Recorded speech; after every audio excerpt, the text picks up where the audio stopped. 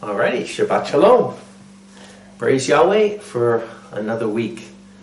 The message today is called, My house shall be a house of prayer for all people. My house shall be a house of prayer for all people. I want to start in Isaiah 56.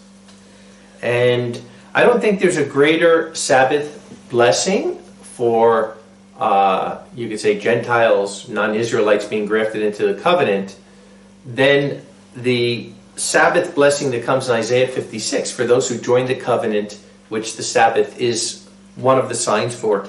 So in Isaiah 56 verse 4 it says, For so says Yahweh to the eunuchs who keep my Sabbaths and choose things I am pleased with and take hold of my covenant. Even I will give to them in my house and in my walls a hand and a name better than sons and than daughters. I will give them an everlasting name which will not be cut off. And the sons of the foreigner, right, the Gentiles or the ones being grafted in, who join themselves to Yahweh to serve him and to love the name of Yahweh, to be his servants, everyone who keeps from defiling the Sabbath and takes hold of my covenant. Even them I will bring to my holy mount, to Mount Zion, and make them joyful in my house of prayer. Their burnt offerings and their sacrifices will be accepted on my altar, for my house shall be called a house of prayer for all the peoples. So today I really want to go into the house of Yahweh. We talk a lot about today, where was the original sanctuary of Yahweh? We know it was in the city of David. Other people try to say it's where the Temple Mount is, where the Fort Antonia was.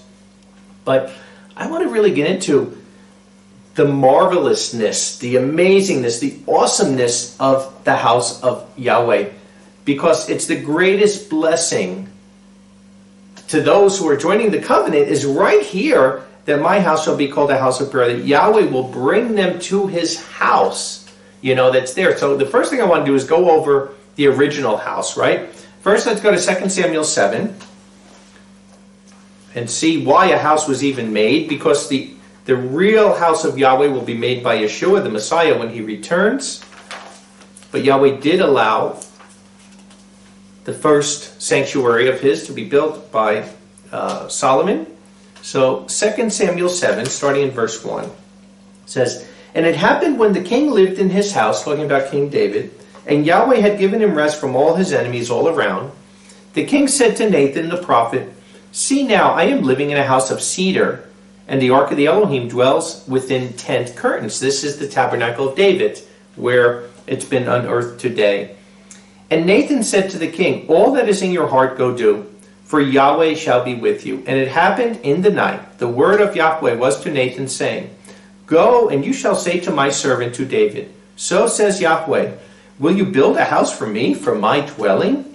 For I have not dwelt in a house, even from the day of my bringing the sons of Israel out of Egypt, even to this day.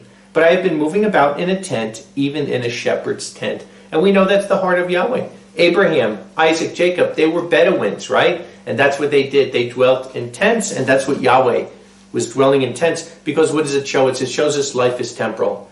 And that everything in this life is temporal and temporary, but in the kingdom of Yahweh, it'll be forever. And that's why in the kingdom of Yahweh, there'll be a sanctuary there, not forever, but at least for the 1,000-year millennium. After that, there will be no sanctuary. We'll talk about that later. He says, In all the places in which I have gone with all Israel's sons, I have spoken a word. Have I spoken a word with one of the tribes of Israel, those I commanded to shepherd my people Israel, saying, Why have you not built for me a house of cedars? And now you shall say to my servant, to David, So says Yahweh of hosts, I have taken you from the good pasture, from following the flock, to be ruler over my people, over Israel. Like we say, always remember, David was a shepherd before he was a king. So even though it was never Yahweh's intention to build a physical sanctuary to dwell in, until the Messiah would come, Yahweh, because David's heart was right, he was going to honor this request. He says, And I have been with you wherever you have gone, and cut off all your enemies from before you, and have made you a great name, like the name of the great men who are on the earth. And I will appoint a place for my people Israel, and will plant them, that they may dwell in their own place, and not be made to tremble any more. Nor shall the sons of evil afflict them again, as the first. Even from the day I commanded judges to be over my people Israel, and I will cause you to rest from all your enemies. And Yahweh declares to you that Yahweh will build you a house. Isn't kind of interesting they use, because usually you don't use the Yod-Heh-Vav-Heh twice in one sentence. That's why sometimes the Jews will change it when they do to Adonai. They've done that more than 100 times in Scripture. But here it's there twice, because actually he's saying, and Yahweh the Father declares to you that Yahweh the Son will make you a house. The two Yahwehs, Yahweh being a family name. He says, and when your days are fulfilled and you lie with your fathers, then I shall raise up your seed after you, who shall come out of your loins, and I shall establish his kingdom. He shall build a house for my name, and I will establish the throne of his kingdom forever. Okay? So, in verse 16, your house shall be sure, and your kingdom before me forever, for your throne shall be established forever. So here we see the promise to David was of an eternal house. Not meaning a physical building, although Yahshua will build a physical building in the millennium. But talking about a physical dynasty, a house meaning a dynasty. But Yahweh did allow his son, as a type, Solomon, to build a physical sanctuary, and it was an amazing place. You know, today there's no remnant of it except for maybe the original ground and the foundation where it was built that they have uncovered in the city of David, where the sanctuary of Yahweh that Solomon built was. But from the writings and even from the Bible and everything we see, it had to be the most amazing thing in the world as an Israelite to actually come up at feast time. And come up, you know, whether you're coming from the north or you're coming from the west or you're coming from the east, wherever you're coming from, when you hit Jerusalem and you see Mount Zion and you see that hill and you see the sanctuary of Yahweh there, and the grandeur and the gloriousness of that building, that Yahweh's presence was actually dwelling in. Could you imagine? That physically, and that's why they couldn't even go into the Holy of Holies except once a year, and the priest had to first do a sacrifice for his own sin and then the sins of the people. And actually, if he went into that Holy of Holies and he wasn't right before Yahweh, he would die. If he went in any other time, he would die. They got to the point where they started putting a rope around the priest to pull him out, because so many priests were dying in those last days because their hearts weren't right before Yahweh. But let's go to Kings, 1 Kings 5, and let's see this a little bit, because I want to really talk about this house that Yahweh built. That was built for Yahweh, let's say. Yahweh didn't build his yet. His will be soon. But he allowed Solomon to build one for him, and it was amazing. 1 Kings 5:5 says, and behold, I am commanding a house to be built for the name of Yahweh my Elohim, as Yahweh spoke to my father David, saying, your son, whom I will appoint in your place on your throne, he will build a house for my name. Really interesting, because your son, whom you will appoint, in Hebrew, that word is Nathan, Nathan, and it's very interesting that Yahshua comes from the lineage, if you look in the book of Luke, 3rd chapter, of Nathan, not Solomon. So we know Solomon is ultimately not the son that is going to rule forever. He only ruled, even his son didn't rule after him. You know, the kingdom was divided from that point. But as a type, Solomon was the only son that ruled over a united kingdom. No other king of Israel ruled over a united kingdom, and the way that Yahshua will when he returns. But Yahweh allowed him to build this. Let's go down to verse 15. And Solomon had 70,000 bearing burdens and 80,000 hewing in the mountains. Can you imagine all the people that were preparing this? Beside the rulers of Solomon's overseers, who were over the work, 3,300, those ruling over the people who were working in the work. And the king commanded, and they brought great stones, costly stones, quarried stones, to lay the foundation of the house. And Solomon's builders and Hiram's builders and the Giblites cut and prepared the wood and the stones to build the house. So here you had 70,000 building burdens and 80,000 hewing in the mountains. This was a major operation, because remember, once they got these stones and they got the wood and all the things to the sanctuary, there was no work done there. This place was so holy, it was so sanctified, it was so set apart because of Yahweh's presence there, that they couldn't even wield an axe. They couldn't even bang a hammer. It all had to be done outside, and then almost like a confab house, it had to become and just put together there. Let's go to 1 Kings 6 and verse 1. And it happened in the 480th year from the going out of the sons of Israel from the land of Egypt, In the 4th year, in the month of Ziv, in the 2nd month, in the reigning of Solomon over Israel, he built the house for Yahweh. Drop down to verse 7. And when it was being built, the house was built of finished stone, made ready beforehand. And there was not heard in the house a hammer or an axe or any iron tool while it was being built. Wow. I know today we've lived near places and we went near places that were construction sites. And it's the last thing you want to do is be near a construction site, because they are loud. And you have hundreds of people there banging and sawing and hammering and cutting. And they're loud. Can you imagine here with thousands of people working? You could basically drop a pin and hear it because of how sanctified that place was. And why? Because the presence of Yahweh was going to be there. Drop down to verse 14. And Solomon built the house and finished it. And he built the walls of the house inside with beams of cedar. From the floor of the house to the walls of the ceiling, he overlaid the inside with wood and covered the floor of the house with boards of fir. And he built the 20 cubits on the back part of the house with boards of cedar from the floor to the walls. And he built for it inside, for the sanctuary, for the Holy of Holies, the very room that would be Yahweh's room, his presence. And the house was 40 cubits, that is the sanctuary before it. And the cedar for the house inside was of carvings of gourds and flowers spread out. The whole was cedar, not a stone was seen. So everything was covered with cedar wood. And he prepared the Holy of Holies in the midst of the house to place the ark of the covenant of Yahweh there. Drop down to verse 21.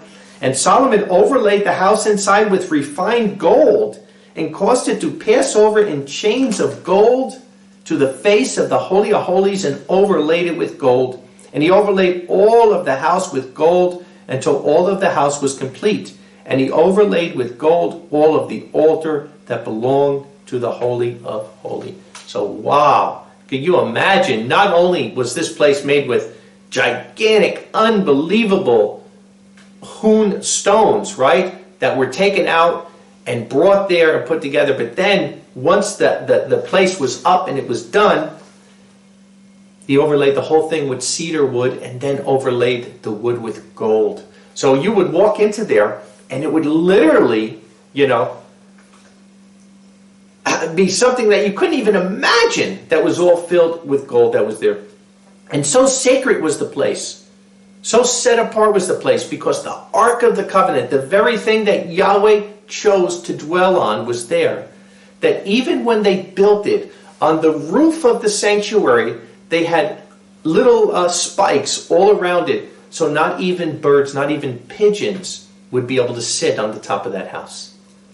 So they looked at this, and rightly so, because when Yahweh's presence is somewhere, wow, that place is set apart.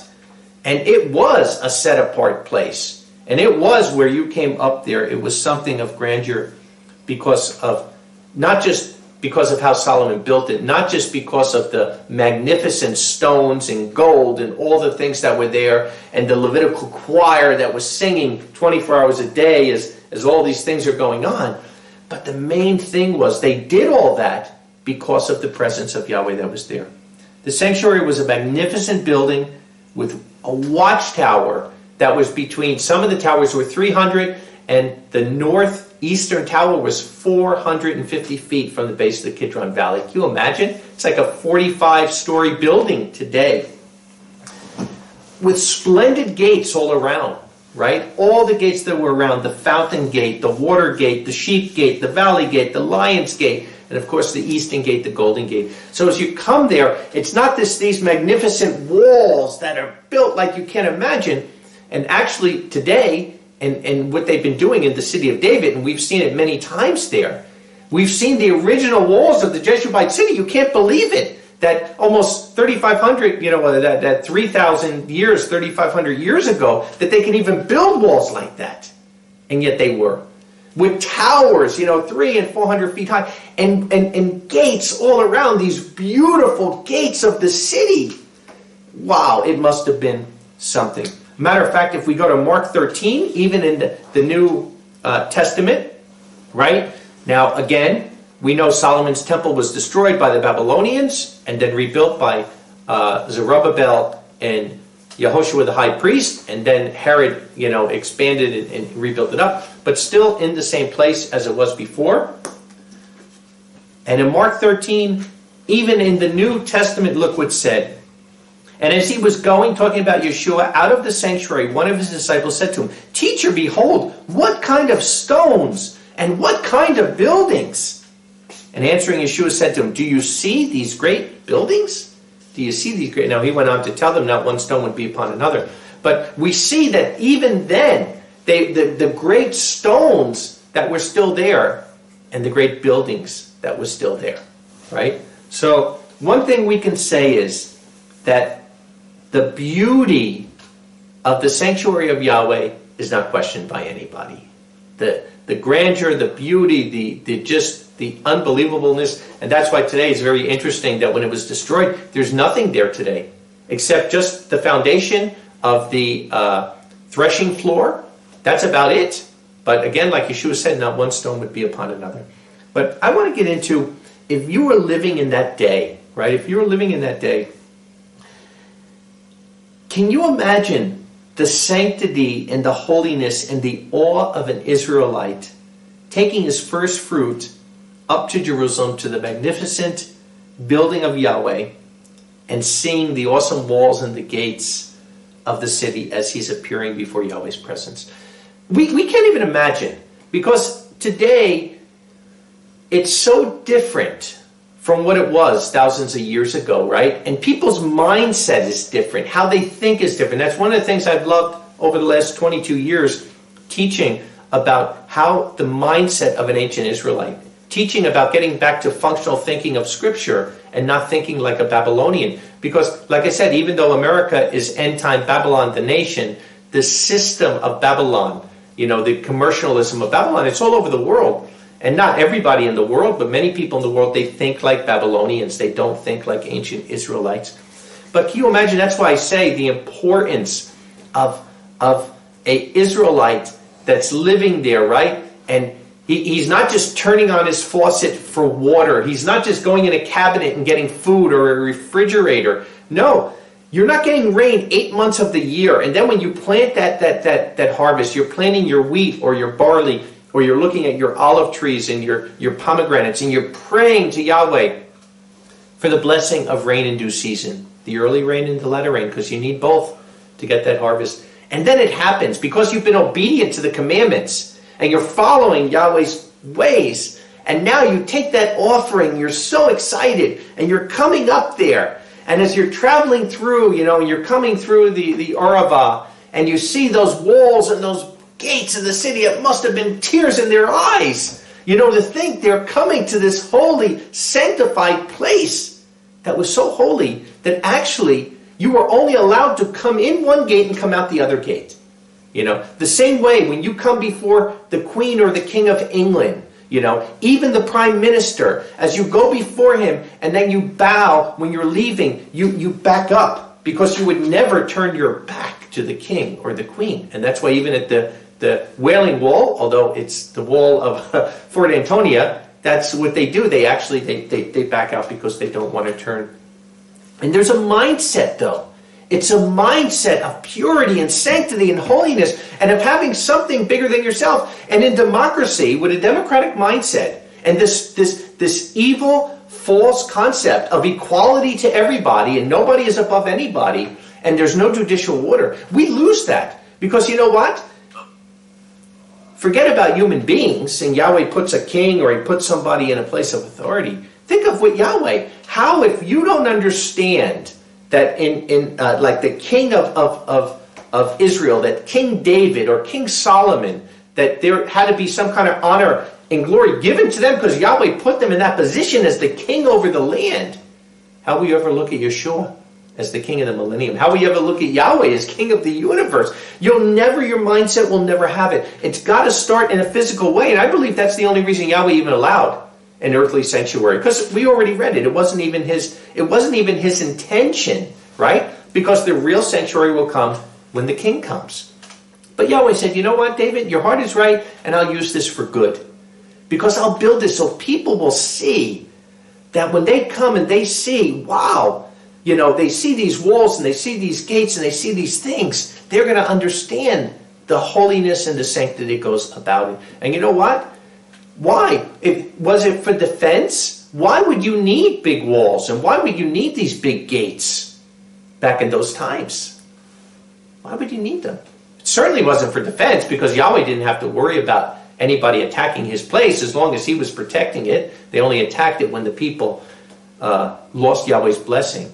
But they were there for a reason. They were there to keep out the unholiness, to keep out the unsanctity. Let's go to Matthew 21 now, because now something happens. It's really odd. I don't know if you ever thought about this story that I'm going to read, why this happened, but we're going to talk about why it happened today. It's Matthew 21. And it says, "And when they drew near to Jerusalem and came to Bethpage toward the Mount of Olives, then Yahshua sent 2 of his disciples, saying to them, 'Go into the village opposite you, and immediately you will find a donkey tied, and a colt with her loosening. Lead them to me. And if anyone says anything to you, you shall say, Our master has need of them, and he will send them at once. But all this happened that might be fulfilled, that spoken by the prophet, saying, Say to the daughter of Zion, Behold, your king comes to you, meek and mounted upon a donkey, and upon a colt, the foal of a donkey.'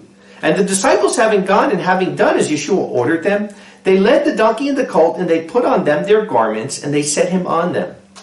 And a very great crowd strewed with their garments in the road, and others were cutting branches from the trees, and were spreading them in the way.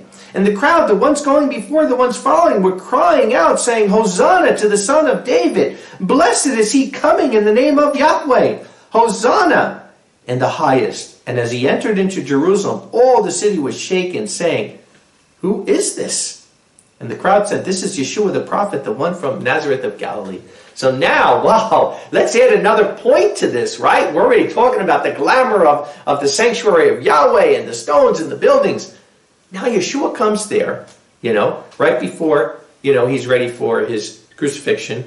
And he comes from where? He comes from Bethany, the other side of the Mount of Olives. He comes riding on a donkey, like it says in Zechariah 9:9, right? Alexander the Great comes in on the great big white horse, right? The earthly king. But Yeshua comes riding on the donkey, son of humility. Although Yeshua will come in the white horse when he returns. But look what the people are doing. They're laying the palm branches and they're saying, Hosanna, save now. They're saying, we want you to be king now. And he's coming into the city as king. This is the first time in his ministry that he was recognized as the king and allowed them to be. Before this, when he did a miracle, what did he always say? Don't say anything to anybody. Don't say that. Even his disciples, when he takes them in Matthew 16 to Caesarea Philippi and says, Who do men say me to be? Even at that point to his own disciples, he never revealed himself to be the Messiah. It was Peter who thought outside the box and said, You are the Messiah, the Son of the living Elohim. And Yeshua said to him then, This is not something that came from flesh and blood, but from my heavenly Father in heaven. But now he comes in here. And he's there. He's coming in as the king. And look at what he does next. This is the point that I don't know if you ever questioned, because it's probably the only thing in all the 4 good news messages that you ever read that you think this is out of character. So now Yeshua comes in, right? They're cheering, they're putting down the palms, he's coming in. And then Yeshua, verse 12, he enters into the sanctuary of Yahweh, and he threw out those selling and buying in the sanctuary. And he overthrew the tables of the money changers and the seats of those selling the doves. And he said to them, It has been written, My house shall be called a house of prayer, but you made it into a cave of bandits. That's what I just read. This is coming from Isaiah 56 in verse 7 that we just read here. My house shall be called a house of prayer, you made into a cave of bandits. So, my question is this. Why would Yeshua, who was a pacifist, never promoted violence, never promoted fighting against the Romans, the complete opposite, right? Who he says he's a humble, loving man. Why would he do this? Why would somebody who preached, if they strike you on one cheek, don't resist, but turn to him the other? Why would he be overturning tables, even making a whip, and whipping them, and actually using violence? To me, it's the only thing I've ever seen in the Bible that seems out of character for Yeshua. I mean, even when he's on the tree of crucifixion, he's saying, Father, forgive them, they know not what they do. So what is the reason for this? because he's coming for the first time now. This is the first time that he's coming as not the Lamb of Yah, but he's coming as the Son of David, the King of Jerusalem. So he actually not only has the right, but he has the responsibility to do this. Because as the Lamb of Yah, he has one job. His one job as the Lamb of Yah is to die for the sins of mankind and to teach humility to us, that as sinners we need to be humble and we need to understand this. But as the King of Israel, as the very Son of David that they're saying here, not only does he have the right, but he has the authority to cleanse that temple. Why? Because Yahweh's presence is there. The holiness, the sanctity, right? And he's coming through the golden gate. He's coming through the most important gate of the temple. And he's seeing this defilement that's there in his temple, right? He is the king in his sanctuary. And he's doing that. Let's go to John 2. And we'll see the same story again, a little different this time. A little different. John 2 and verse 13. And the Passover of the Jews was near, and Yahshua went up to Jerusalem. And he found those selling oxen and sheep and doves in the sanctuary, and the money changers sitting. And making a whip out of ropes, he threw all out of the sanctuary, both the sheep and the oxen and the money changers, pouring out the money and overturning the tables. And to the one selling the doves, he said, take these things from here. Do not make my Father's house a house of merchandise. And his disciples remembered that it is written, the zeal of your house has consumed me. So I want to stop there for a minute, right? So we see the same story. And actually, even here, it talks about even making a whip and literally whipping these people and kicking them out because of the holiness, the sanctity. No other place, remember, in the history of mankind, there has been no other place that Yahweh physically, now in spirit, Yahweh is everywhere, but physically chose to dwell on the Ark of the Covenant in his sanctuary, right? So as we continue though, look what happens. Then the Jews answered and said to him, what sign do you show us since you do these things? Well, because this is pretty heavy what he's doing. I mean, throwing out the money changers doing. And look what Yahshua says. This is the sign that he gives them. Yahshua said to him, tear down this sanctuary, and in 3 days I will raise it up. Then the Jews said, this sanctuary was 46 years being built, and do you raise it up in 3 days? But he spoke of the sanctuary of his body. Then when he was raised from the dead, the disciples recalled that he said this to them, and they believed the scripture, even the word that Yahshua spoke. So, I believe part of this was that we read it in Samuel when Yahweh is telling David, you know what? You got a heart of gold. You've got a shepherd's heart. You want to build a house for me? I'm going to tell you what I'm going to do. I am going to build a house for you. And he tells him it's going to be an eternal house, that a son that will come from his loins, talking about Yahshua, he is going to be the one to build this house. And yet, like we said, Yahweh allowed him to build this physical sanctuary. Yahweh even agreed to abide there for a time. But remember, there was no Ark of the Covenant in the second sanctuary. That was only in the first. Since the Babylonians destroyed the sanctuary in 586 BC, nobody's ever seen the Ark of the Covenant again. I got an idea where it is. I have a very good idea where it is. But Yahweh's presence left that ark. That's why it doesn't really matter. And you read in Jeremiah, the Ark of the Covenant of Yahweh, no longer will they say the Ark of the Covenant of Yahweh. Because his presence left the Ark of the Covenant. Where did it go? It went to the east. It went to the Mount of Olives. The very place that Yahshua was crucified, buried, resurrected, and ascended up to heaven. So I think one of the reasons that Yahshua did this was because he was sick of it. He saw even something like the sanctuary of Yahweh, a physical building, leave it to human beings, they're going to defile it. And it roiled his blood that there's nothing to human beings that is sanctified. Absolutely nothing. And then look what he says. This was not even the plan. You know, you took something physical and you defiled it, and you know what? That's not really the sanctuary of Yahweh. The real sanctuary of Yahweh is what? He spoke about the sanctuary of his body. That's the sanctuary of Yahweh. Not a building, a wonderful building that Solomon built, as much as Yahweh allowed it at that time. The sanctuary of Yahweh is the body of Messiah with Yahshua as the head. He was cleansing the earthly sanctuary to prepare for the spiritual one. His body is the sanctuary, and we are members of that body. 1 Corinthians 12. 1 Corinthians 12 and verse 12. Even as the body is one and has many members, but all the members of the body, of the one body, being many, are one body, so also is Messiah. For also we are baptized into one spirit, into one body, whether Jews or Arameans, whether slaves or free, even all were given to drink into the one spirit, right? So we would say, my house will be a house of prayer for all people. No longer is that sanctuary just a sanctuary for Israelites. And in the physical sanctuary, there was a sign. They actually found it. It's a stone that says, any Gentile going past this point is at the point of death. If you passed from the court of the Gentiles into the court of Israel, and you were not an Israelite, it was death. But this is what he's saying here, that all the members of the body, it doesn't matter whether you're a Gentile, whether you're an Israelite, you're all grafted into the one house of Israel. Verse 20, and now indeed many are the members, but one body. So, the sanctuary of Yahweh is the holiest place on earth because Yahweh dwelt in it. And where the Spirit of Yahweh dwells, there is only truth, purity, humility, and honor.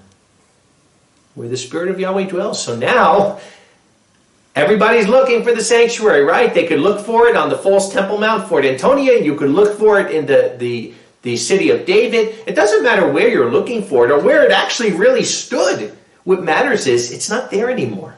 It's not in that place. That the sanctuary of Yahweh is just like what Yahshua said. He tore down that building in 3 days and 3 nights when he was resurrected.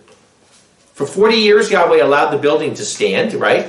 As a sign to the Jewish people. There were signs that happened there for 40 years. 40 straight years from the time Yeshua's resurrection until the temple was destroyed would happen.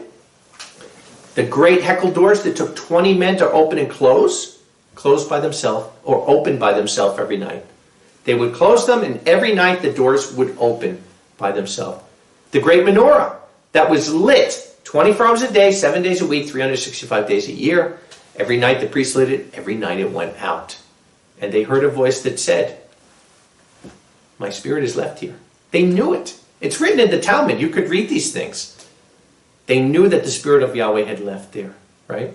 On the day of Yom Kippur, when the priest would go in to the Holy of Holies, he would have a red string around his finger, and if Yahweh accepted the sacrifice, that red string would turn white. For 40 years from the time Yeshua was resurrected, not once did it ever turn white. The lots, there was a black lot and a white lot for the 2 goats on Yom Kippur. For 40 straight years, the lot came up black. Can you imagine? If you just think about this, because in the law of odds and probability, it's virtually impossible. Because even though it's 50-50, if it's black and red, every time it or black and white, every time it keeps coming out black, black, black, black, the chances of another one coming out is astronomical. It's astronomical. Too impossible for that to happen. 40 straight years that happened. Because Yahweh was showing that's not the sanctuary anymore. His sanctuary is still holy. His sanctuary is still set apart. His sanctuary is still in truth. But now, it's dwelling in the body of Messiah. Wow. John 4 and verse 20. John 4 and verse 20. John 4 and verse 20. Our fathers have bowed down and worshipped in this mountain. This is when Yeshua was talking with the woman on Mount Gerizim, where there was also an altar by the Samaritans. And the woman saying, our fathers have bowed down and worshipped in this mountain. And you say that Jerusalem is the place where it is necessary to worship.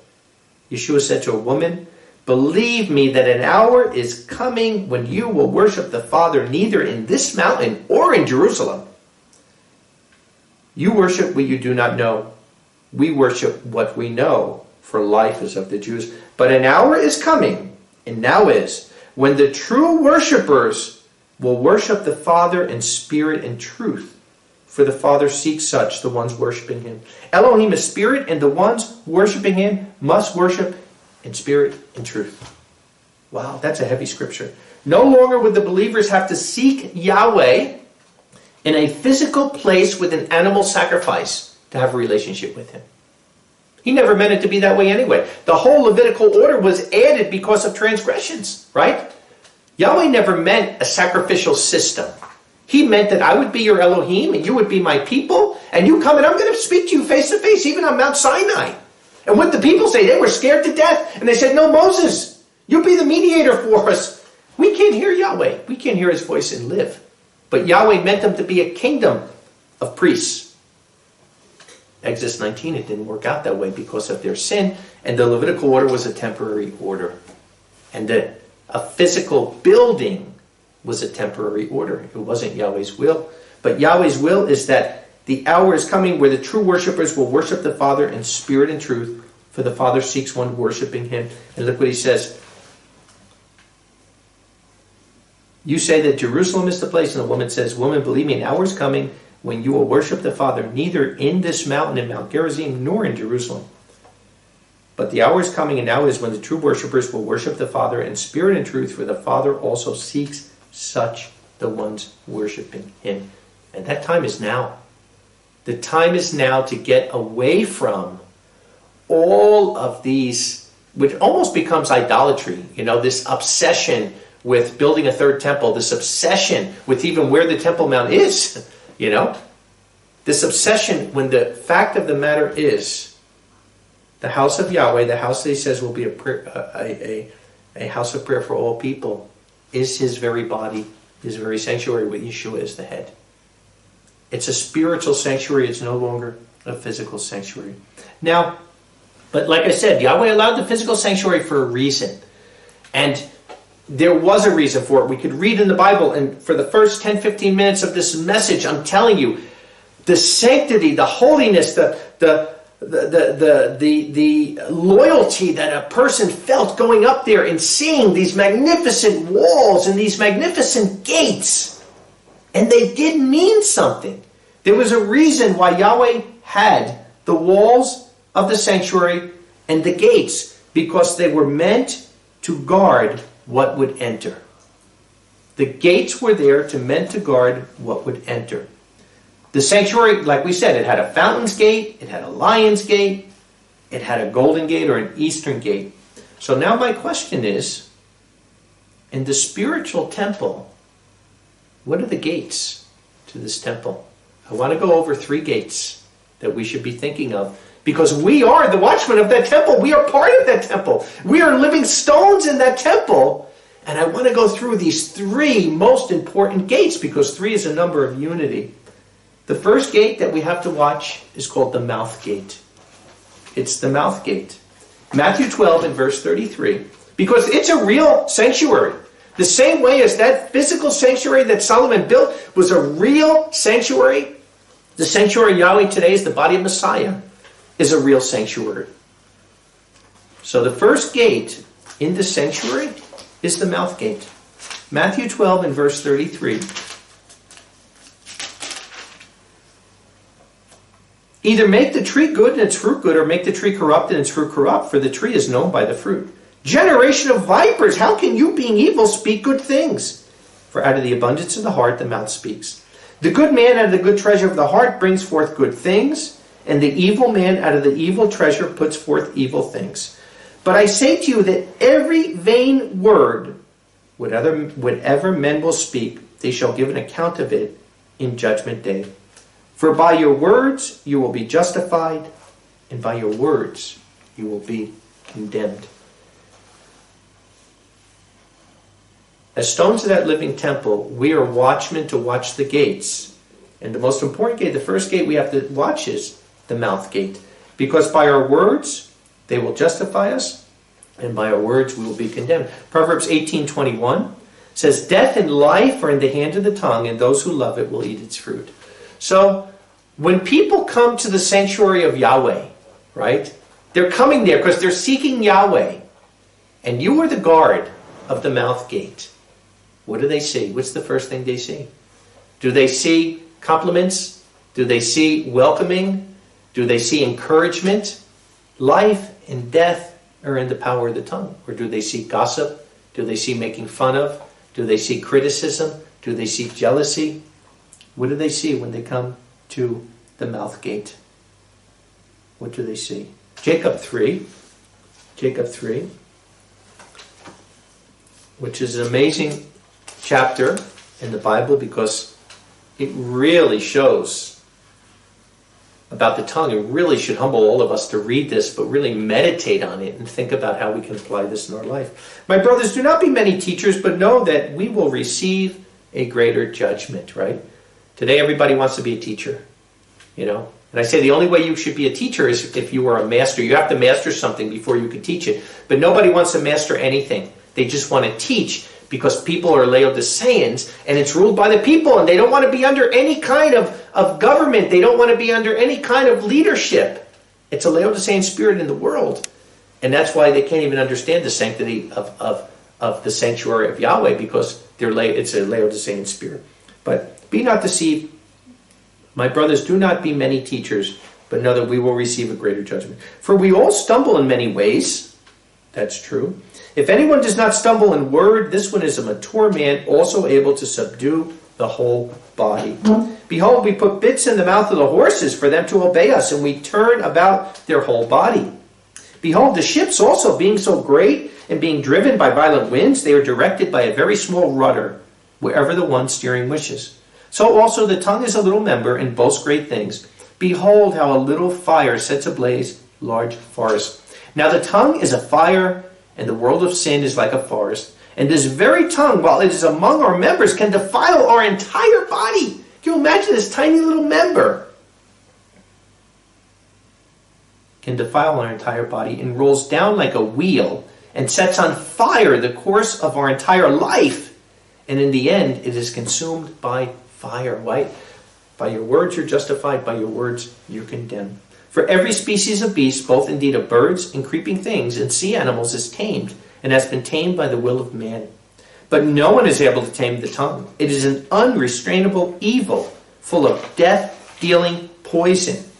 By this we bless Yahweh, even the Father, and by this we curse men, having come into being according to the image of Elohim. Out of the same mouth comes forth blessing and cursing. My brothers, it is not fitting for these to be so. And, you know, in Jacob 1, what does he say over there? In verse 6. One who doubts is like a wave of the sea being driven by a wind, being tossed to and fro. Do not suppose that man will receive anything. He is a double-minded soul, not dependable in all his ways. So we can't one way think that we're going to sit here and pray to Yahweh and bless him, and then we're going to just have foul words the rest of the time. Out of the same mouth comes forth blessing and cursing. My brother, is not fitting to be so. Does the fountain out of the same hole send forth the sweet and the bitter? My brothers, a fig tree is not able to produce olives, or a vine figs. So neither can a fountain produce both salt and sweet water. Who is wise and knowing among you? Let him prove his works by his good behavior in meekness of wisdom. But if you have bitter jealousy and contention in your heart, do not boast and lie against the truth. What did we say? Truth, purity, humility, honor. This is the sanctuary of Yahweh, and unless you have that coming out of you, you can't be in that sanctuary. And not only to have it, we got to guard the door. You're guarding these gates for this. But if you have bitter jealousy and contention in your heart, do not boast and lie against the truth. This is not the wisdom coming down from above. It is earthly, sensual, devilish. For where jealousy and contention are, there is confusion in every foul deed. But the wisdom from above is firstly truly perfect, then peaceable, gentle, obedient, full of mercy and good fruits, not partial and without hypocrisy, right? Judging according to righteous judgment. And the fruit of righteousness is sown in peace for the ones making peace. So this is the mouth gate. One last scripture for this is Zephaniah 3:9. An awesome verse, kingdom verse, talking about when Yahshua returns in his sanctuary, right? What does he say? For then I will give a clear lip, a pure language to the people, to call all of them by the name of Yahweh, to serve him with one shoulder. What does that mean? It means everybody's going in the same direction. What does the Apostle Paul say? I wish you all to be saying the same thing, having the same doctrine. Why? Because we're one body, one faith. There's one Father. There's one Messiah. And in this time, right? In this time in Zechariah, when the Messiah returns, then I will give a clear lip, a pure language to all the people, to call all of them by the name of Yahweh, to serve him with one shoulder, all of us going in the same direction, through the mouth gate. Through the mouth gate. The mouth gate will be pure in the sanctuary of the kingdom. How serious are we about guarding this most important gate? Second gate. The second gate I want to get into is the eye gate. The eye gate. Matthew 6 and verse 19. Matthew 6 and verse 19. He says, do not treasure up for you treasures on the earth, where moth and rust cause to corrupt, and where thieves dig through and steal. But treasure up for yourself treasures in heaven, where neither moth nor rust cause to corrupt, and where thieves do not dig through and steal. For where your treasure is, there your heart will be also. Right? The kingdom of Yahweh is not in our words, it's in our deeds. That's what faith is. Faith is the evidence of our deeds. So it's not about the good words that we can say. It's about the deeds that we practice. Where your treasure is, there your heart will be also. The lamp of the body is the eye. Then if your eye is pure, all your body is light. But if your eye is evil, all your body is dark. If then the light in you is darkness, how great is that darkness? No one is able to serve two masters. He will either hate the one and love the other, who will cleave to the one and despise the other. You are not able to serve Yahweh and will. How pure is your eye? Do you see things from purity? Do you give people the benefit of the doubt? Or is everything you're seeing something that's evil? Titus 1 in verse 15. Titus 1 in verse 15 says, truly all things are pure to the pure, but nothing is pure to those being defiled and faithless. But even their mind and their conscience has been defiled, right? Because everything starts in the mind, and then the mind gives the response, and then the action comes out. It starts as a thought. They profess to know Elohim, but by their works they deny him, and they are abominable and disobedient, condemning every kind of good work. Do we give the benefit of the doubt, or is everything always thinking the worst about everybody? The eye gate. The eye is the lamp of the body. It is the main gate where everything enters. Every single thing. So this is the main gate of the sanctuary of Yahweh, the kingdom sanctuary. The main gate is the eye gate because everything enters there. Lust, pride, jealousy, coveting, all comes through the eye gate. What are you letting into the sanctuary? Whatever you watch, whatever you surf on the internet, whatever you read, whatever you're looking at, these are all things that you are allowing. Because now you're the guard of the eye gate. What are you allowing into the sanctuary? Are you worried about fashion? Are you worried about looking good? Or are you worried about holiness? That's what it comes down to. Okay, the eye gate. Are we worried about fashion? Are we worried about looking good? Or are we worried about holiness? Proverbs 20 and verse 8 says, a king who sits on the throne of judgment does not look upon any evil with his eyes. Okay? So the eye is the gateway to the soul. The eye is the gateway to the soul. How do you see things? How is your mind? How is your nervous system? How is your neuroassociations perceiving it from your eye? Like I said, every single thing in life, when there's a knock at the door, what are you thinking? Are you thinking, wow, somebody's coming to visit? Wow, somebody may need help. Or are you thinking, who's coming to rob me? Right? Titus 1, 15 and 16. Everything is pure to the pure. Nothing is pure to the person who's defiled. So we have to be thinking of this. We will be kings and priests in the kingdom, part of the very body of Messiah, stones of the very spiritual temple, and we must guard the eye gate. Third gate is the ear gate. Third gate is the ear gate, right? Hear no evil, speak no evil, see no evil. The mouth gate, the eye gate, the ear gate. The ear gate. So we know In the world today, there's a lot of gates, right? There's Watergate, and there's this gate, and there's that gate, and there's Filegate, and all these things. But this is not the gates we're talking about. We're talking about the real gates to the kingdom, which are the mouth gate, the eye gate, and now the ear gate. Mark 4 and verse 21. Mark 4 and verse 21 says, "And he said to them, Does the lamp come that it may be put under the grain measure, or under the bed? Is it not also that it may be put on the lampstand? For there is not anything which is hidden, which will not be revealed, nor anything existing secret that won't be revealed. If anyone has ears to hear, let him hear." And we see this in Revelation. We see it over and over. We see it to the 7 congregations, right? What's the main thing? Those that have ears to hear and eyes to see. And that should be the most important thing we're thanking Yahweh in these days we're in. Because 95% of the world don't have ears to hear or eyes to see. And the fact that he opens our ears and heals our eyes. And that's why Yahshua physically, the same way there was a physical sanctuary to lead us into the spiritual sanctuary of Yeshua's body. That's why Yeshua did physical miracles. That's why he healed the eyes of the blind and healed the ears of the deaf. So that we could understand it's about spiritual healing. It's about having eyes to hear and ears to hear. And then he says, and he said to them, "Watch what you hear. With what measure that you measure, it will be measured to you, and it will be increased to you, those who hear." Watch what you hear. Watch what you hear. Watch what you hear. Gossip is evil, but to have gossip, you have to have a listener, right? You know, sometimes if somebody comes up to you and says, "Hey, you want to hear something, or you want to hear something this?" You could very easily say, "No, I don't want to hear that. No, I don't want to hear that." And you walk away from it, right? Gossip is evil, but in order to have gossip, you have to have a listener. Proverbs 20 in verse 19. Proverbs 20 in verse 19 says, "A revealer of secrets walks about as a gossip. Do not meddle with him who opens his lips wide." You know? And in the times we're living in now, this is life and death in the underground congregation for people who can't keep their mouth shut. They simply can't keep their mouth shut. And I hate to say it, but I've seen it even in recent years, that there'll be somebody that you're talking to, or you know, that you're saying, "Look, we need to keep this private. We can't say something." And the minute they walk out, they're already telling somebody else.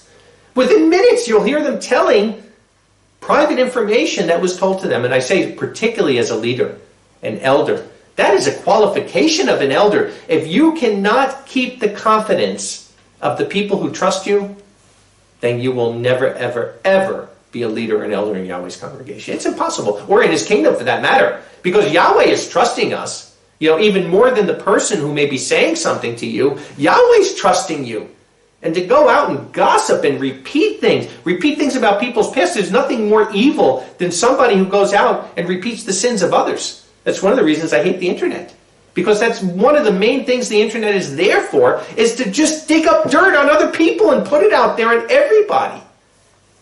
And it's an evil, evil thing before Yahweh, because Yahweh is the one who forgives our sins. And Yeshua died for those sins to be put from the east to the west. And for other people to try to look at sins of others and to try to spread that around, simply to build himself up, is about the most evilest and sinister thing in the world. And 100% against the promises of Yahweh. Proverbs 17 and verse 9. "He who covers a transgression seeks love, but he who repeats a matter separates friends." Right? I would tell our elders this over and over and over through the years, because knowing all the men, I know their strengths and I know their weaknesses. And I say my job is to try to cover your weaknesses and help you overcome them, and to build up your strengths. Not to go around trying to put people down and to try to reveal, you know, the weaknesses of others. That's a weak person who does that kind of thing. So, in order to have gossip, though,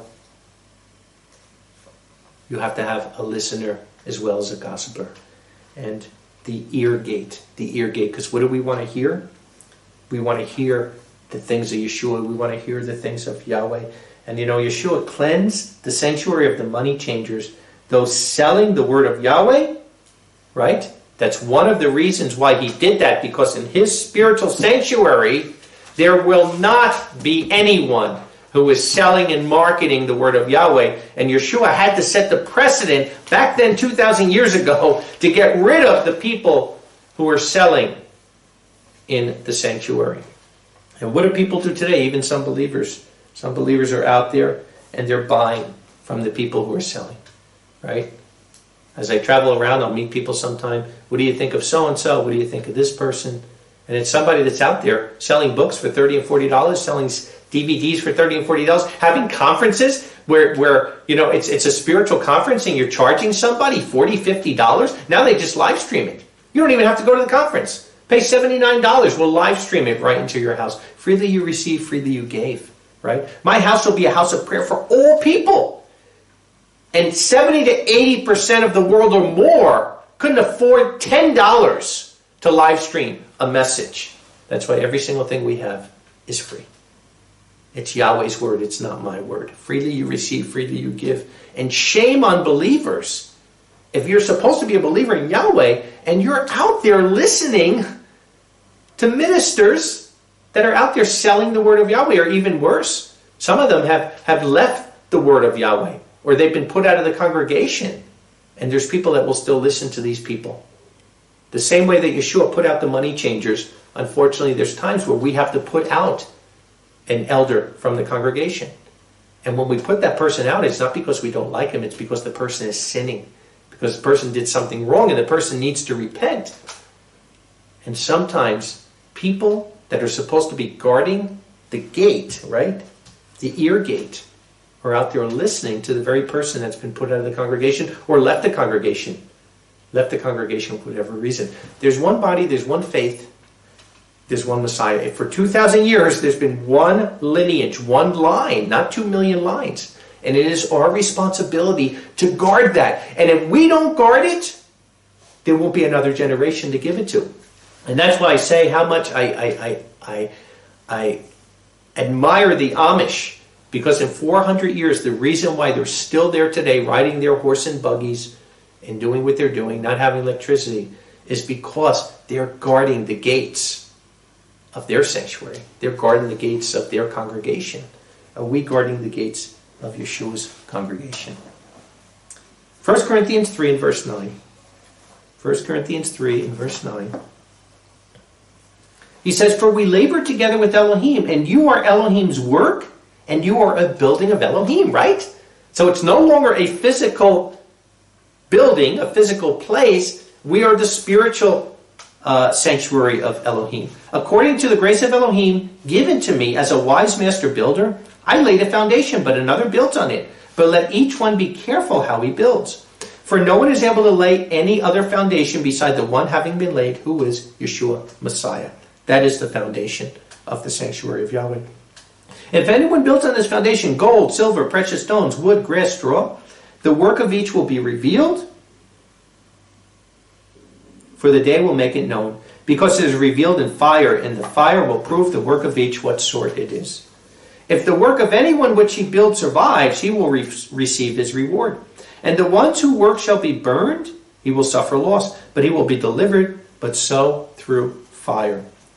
Do you not know that you are a sanctuary of Elohim, and the Spirit of Yahweh dwells in you? And whoever defiles the sanctuary of Elohim, Elohim will destroy. For the sanctuary of Elohim is holy, which you are." How much clearer does it have to be? We are the sanctuary of Elohim, and we have a great responsibility. We need to guard the Spirit of Yahweh dwelling in us as the most sacred gift that He's given us. 1 Peter 2 and verse 5. 1 Peter 2 and verse 5. He says, "You also as living stones are being built into a spiritual house, a holy priesthood, to offer spiritual sacrifices acceptable to Yahweh through Yeshua Messiah." Drop down to verse 9. "But you are an elect race, a royal priesthood, a holy people, a people for possession," the possession of Yahweh and Yeshua, "that you should proclaim the praises of Him who called you out of darkness to His precious light. You who then were not a people, but now are the people of Yahweh, who had not obtained mercy, but who now have mercies poured out upon you." Wow. So what is he saying here, right? We are lively stones in that sanctuary of Yahweh. Very, very, very clear. We are the living stones of the spiritual house of Yahweh, and we are watchmen for the gates that he's given us. The mouth gate, the eye gate, the ear gate. Isaiah 62 and verse 6. He says, I have set watchmen on your walls, O Jerusalem. All the day and all the night they shall not always be silent. You who remember Yahweh, keep not silent. Keep not silent. I have set watchmen on your walls. The watchmen are there to watch the gates, because the gates are the way that the things enter the city. Whether it's people, whether it's material, right? Remember Nehemiah, when they were bringing their wares on the Sabbath through the gate of the city, and they were watching by the gate, and he said, you come again, I'm going to lay my hand to you. Like Yahshua did. He said, I'm going to get physical. I'll give you this last warning. Don't come to this gate again on Shabbat. You do, you're going to be sorry. Do we guard the gate the same way? Do we guard the people that are coming into our fellowship? Are we guarding that gate of who's coming into our fellowship? And are we guarding the mouth, the eye, and the ear gate of our soul? Yahweh has set us watchmen to the gates of the sanctuary. We need to guard what enters. Revelation 21 in verse 1. He says, and I saw a new heaven and a new earth. For the first heaven and the first earth passed away, and the sea no longer is. And I, John, saw the holy city, the new Jerusalem, coming down out of heaven from Yahweh, having been prepared as a bride, having been adorned by her husband. And I heard a great voice out of heaven saying, behold, the tabernacle of Yahweh is with men, and he will tabernacle with them, and they will be his people, and Yahweh himself will be with them as their Elohim. The same way that he always wanted it, right? And now he's doing that. He's actually dwelling in his sanctuary in us. His spirit is living in us. And that's like what we read in John 4. It's a spirit of truth, and those that worship him must worship in spirit and truth. Because Yahweh expects it so. So he will be his people, they will be his people, and Yahweh himself will be their Elohim. Now drop down to verse 22, look what it says. And I saw no sanctuary was in it. Yahweh Almighty is its sanctuary in the Lamb. In the new Jerusalem that comes down out of heaven after the 1,000-year millennium, after Yahshua restores all things, right? There will be a sanctuary during the millennium, because the Israelites have to be brought into the new covenant, and Yahweh will pick up where he left off, and that's the millennial. That's the only sanctuary that he ever planned on building, that Yahshua will build for him. But when the 1,000 years are over and the new Jerusalem comes, there's no need for a sanctuary, because then Yahweh is dwelling in the hearts and souls of each person on this earth by his Spirit, and there's no need for it. Because why? Because Yahweh Almighty is its sanctuary and the Lamb. Wow, how special, huh? Revelation 22 in verse 14. Revelation 22 and verse 14. He says, blessed are the ones doing his commandments, that their authority will be over the tree of life, and that they may enter by the gates into the city. Blessed are the ones doing his commandments, for their authority will be over the tree of life, and that they may enter in by the gates of the city. By guarding the gates of Yahweh's sanctuary, we are rewarded with eternal life. By guarding the gates of Yahweh's sanctuary, we are rewarded with eternal life. And you know something? Haggai 2:9 says, the glory of this latter house shall be greater than that of the former, says Yahweh of hosts. The glory of this latter house shall be greater than that of the former, says Yahweh of hosts. I read to you at the beginning how awesome that first sanctuary of Solomon was. The stones that you can't even imagine, the gold overlaid and everything. The physical presence of Yahweh on that Ark of the Covenant, and the grandeur of the gates and the pearls and the gold and everything else. And yet he says the glory of this latter house shall be greater than that of the former. Why? Because that was just stones. That was just rocks, That was just metal, gold, whatever. In the latter house, it's people. It's people who are literally the children of Yahweh. It's people who are literally becoming the bride of Messiah. So, of course, the glory of the latter house is greater, because we are living stones. We're not just a stone being cut out. We are living stones in that sanctuary. And Yahweh has set each of us on those walls of that sanctuary to guard as watchmen the gates of what is entering that sanctuary. And like we read in Corinthians, he who destroys the sanctuary of Yahweh will be destroyed. That's a serious, serious thing for it to happen. Last scripture, Isaiah 56 and verse 7. I'm going to read it again now, and I hope this scripture means a little bit more to you now than it did at the beginning of the message. Even them I will bring to my holy mount, to Mount Zion, and I will make them joyful in my house of prayer. Their burnt offerings and their sacrifices will be accepted on my altar. From my house shall be called a house of prayer for all the people. My house shall be called a house of prayer for all the people. Yahweh's sanctuary in the new covenant is not made up of stones that are quarried, in Jerusalem. They're made up of living stones that are quarried from every nation on the earth. It's a worldwide message, and that's why the Great Commission, that we are to go out into all nations, gathering these living stones that are being part of that temple, part of that sanctuary. And that's why Yahshua was so upset with the money changers, because they took the physical analogy and they were destroying it. Yahweh had an analogy there, and they were destroying that analogy. And he was showing the same way today, the money changers have to be taken out of the sanctuary. Yahweh's house is a house of sanctity and prayer to all people worldwide. His spiritual sanctuary, his body, is made up of members from all over the globe. And since Yahshua and Yahweh are only pure and holy, we need to also keep their sanctuary that we are part of holy and pure, and fulfill our great commission as watchmen for the gates of this awesome sanctuary where Yahshua is the head. We must guard the gates of the sanctuary and not allow anything in to defile it. Yahweh bless. Shabbat shalom.